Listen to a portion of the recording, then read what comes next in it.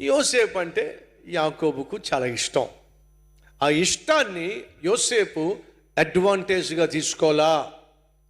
తమ్ముళ్ళు చెల్లెళ్ళో, మీ నాన్నకు నువ్వంటే చాలా ఇష్టమా? మీ అమ్మకు నువ్వంటే చాలా ఇష్టమా? ఆ ఇష్టాన్ని అడ్వాంటేజ్గా తీసుకోకు. నేనేం చేసినా మా నాన్న నన్ను కొట్టడు, నేనేం చేసినా మా మమ్మీ నన్ను కొట్టదు, ఎందుకంటే వాళ్ళకి నేనంటే చాలా ఇష్టం అని చెప్పి వాళ్ళ ప్రేమను అడ్వాంటేజ్గా తీసుకో. మాకు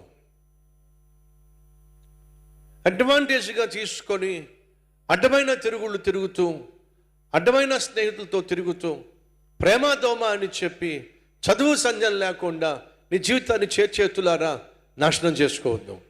నిజంగా నువ్వు భాగ్యవంతుడివి.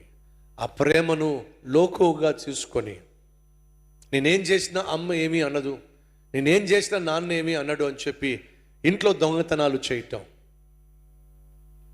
ఎప్పుడు పడితే అప్పుడు ఇంటికి రావడం, ఎలా పడితే అలా తిరిగి రావడం, స్కూల్కి వెళ్ళకుండా కాలేజీకి వెళ్ళకుండా స్నేహితులతో, చెడు స్నేహితులతో నీ జీవితాన్ని సమయాన్ని పాడు చేసుకోవడం, అది అమ్మా నాన్న ప్రేమకు నువ్వు తిరిగిచ్చేటటువంటి ప్రతిఫలం కాకూడదు.